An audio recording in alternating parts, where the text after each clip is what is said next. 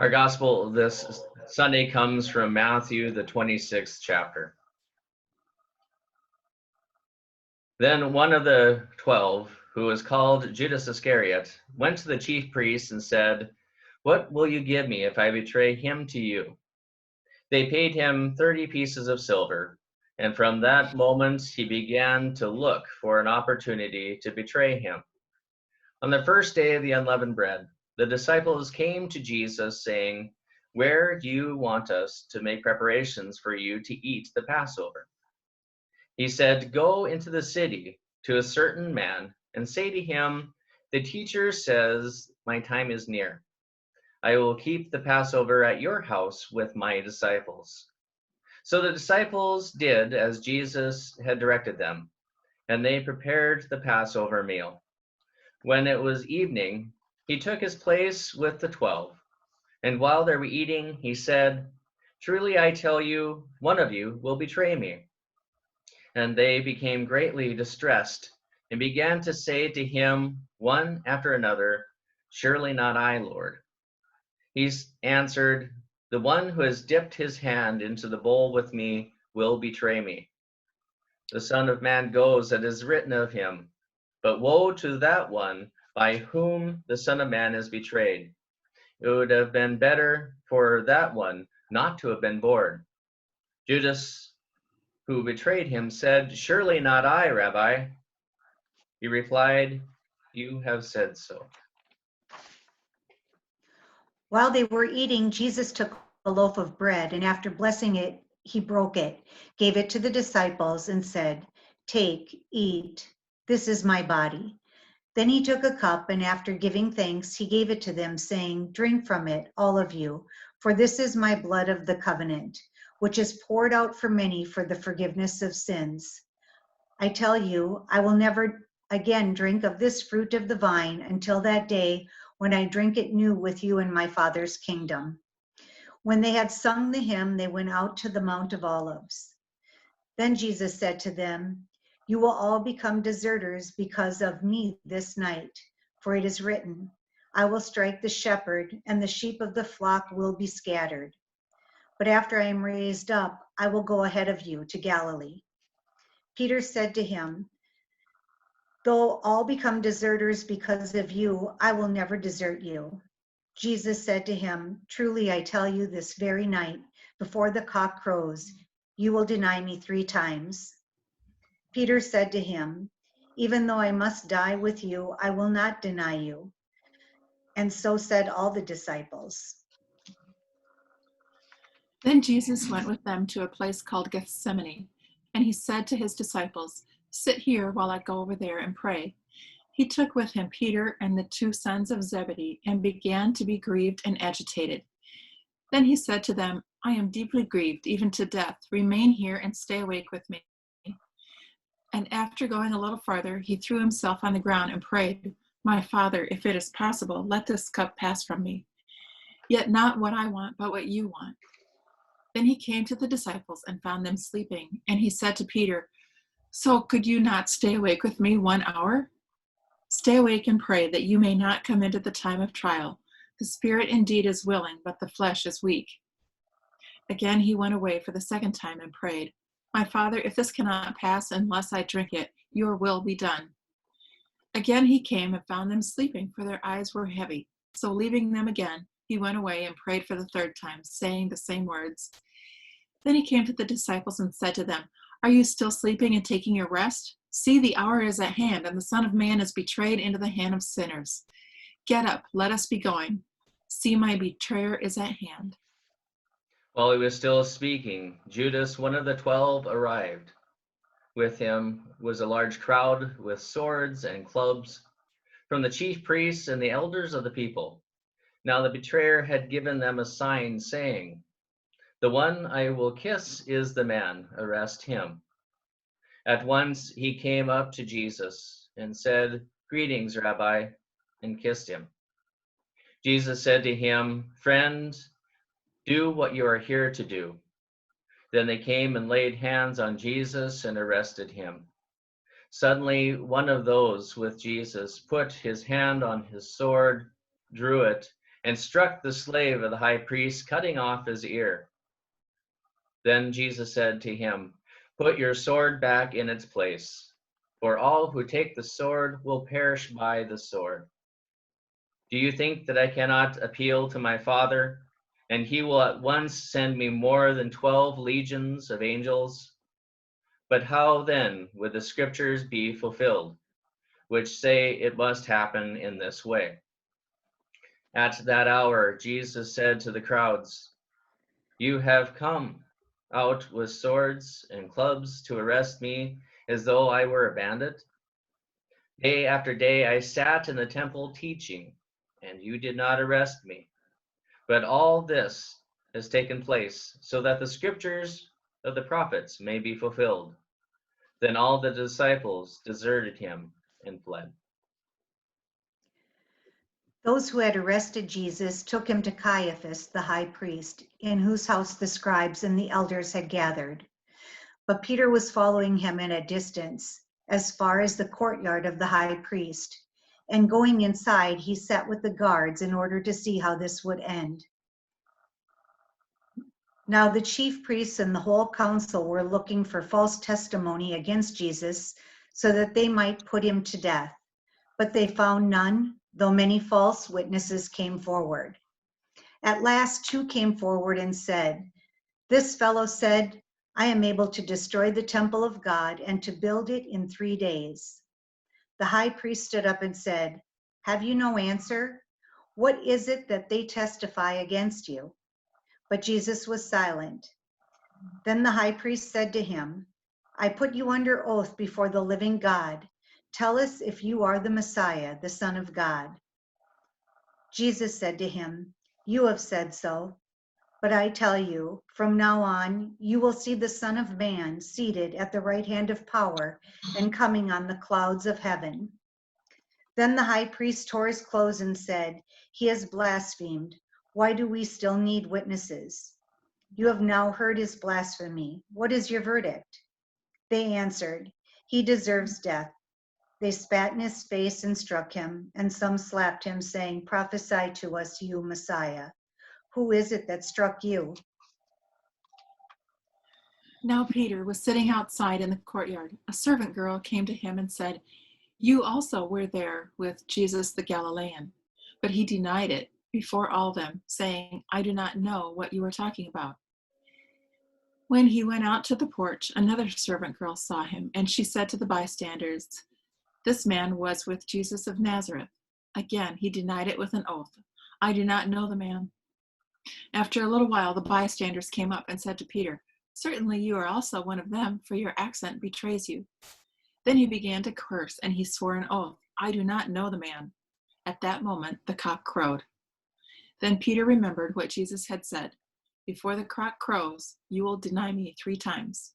And he went out and wept bitterly. When the morning came, all the chief priests and the elders of the people conferred together against Jesus in order to bring about his death. They bound him, led him away, and handed him over to Pilate the governor. When Judas, his betrayer, saw that Jesus was condemned, he repented and brought back the 30 pieces of silver to the chief priests and the elders. He said, "I have sinned by betraying innocent blood." But they said, "What is that to us? See to it yourself." Throwing down the pieces of silver in the temple, he departed and went and hanged himself. But the chief priests, taking the pieces of silver, said, "It is not lawful to put them into the treasury, since they are blood money." After conferring together, they used to buy the potter's field as a place for bury foreigners. For this reason, that field has been called the field of blood to this day. Then was fulfilled what had been spoken through the prophet Jeremiah. And they took the 30 pieces of silver, the price of the one on whom a price had been set, on whom some of the people of Israel had set a price, and they gave them for the potter's field, as the Lord commanded me. Now Jesus stood before the governor, and the governor asked him, "Are you the king of the Jews?" Jesus said, "You say so." But when he was accused by the chief priests and elders, he did not answer. Then Pilate said to him, "Do you not hear how many accusations they make against you?" But he gave him no answer, not even to a single charge, so that the governor was greatly amazed. Now at the festival, the governor was accustomed to release a prisoner for the crowd, anyone whom they wanted. At that time, they had a notorious prisoner called Jesus Barabbas. So after they had gathered, Pilate said to them, "Whom do you want me to release for you, Jesus Barabbas or Jesus who is the Messiah?" For he realized that it was out of jealousy that they had handed him over. While he was sitting on the judgment seat, his wife sent word to him, "Have nothing to do with that innocent man, for today I have suffered a great deal because of a dream about him." Now the chief priests and the elders persuaded the crowds to ask for Barabbas and to have Jesus killed. The governor again said to them, "Which of the two do you want me to release for you?" And they said, "Barabbas." Pilate said to them, "Then what should I do with Jesus, who is called the Messiah?" All of them said, "Let him be crucified." Then he asked, "Why? What evil has he done?" But they shouted all the more, "Let him be crucified." So when Pilate saw that he could do nothing, but rather that a riot was beginning, he took some water and washed his hands before the crowd, saying, "I am innocent of this man's blood. See to it yourselves." Then the people as a whole answered, "His blood be on us and on our children." So he released Barabbas for them, and after flogging Jesus, he handed him over to be crucified. Then the soldiers of the governor took Jesus into the governor's headquarters, and they gathered the whole cohort around him. They stripped him and put a scarlet robe on him, and after twisting some thorns into a crown, they put it on his head. They put a reed in his right hand and knelt before him and mocked him, "Hail, King of the Jews!" They spat on him and took the reed and struck him on the head. After mocking him, they stripped him of the robe and put his own clothes on him. Then they led him away to crucify him. As they went out, they came upon a man from Cyrene named Simon, and they compelled this man to carry his cross. And when they came to a place called Golgotha, which means place of a skull, they offered him wine to drink, mixed with gall. But when he tasted it, he would not drink it. And when they had crucified him, they divided his clothes among themselves by casting lots. Then they sat down there and kept watch over him. Over his head, they put the charge against him, which read, "This is Jesus, King of the Jews." Then two bandits were crucified with him, one on his right and one on his left. Those who passed by derided him, shaking their heads and saying, "You would destroy the temple and build it in 3 days, save yourself.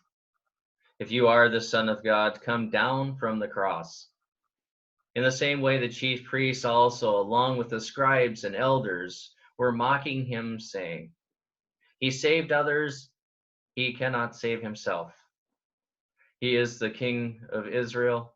Let him come down and the cross now, and we will believe in him. He trusts in God. Let God deliver him now, if he wants to. For he said, 'I am God's son.'" The bandits who were crucified with him also taunted him in the same way. From noon on, darkness came over the whole land until 3 in the afternoon. And about 3 o'clock, Jesus cried with a loud voice, "Eli, Eli, lema sabachthani."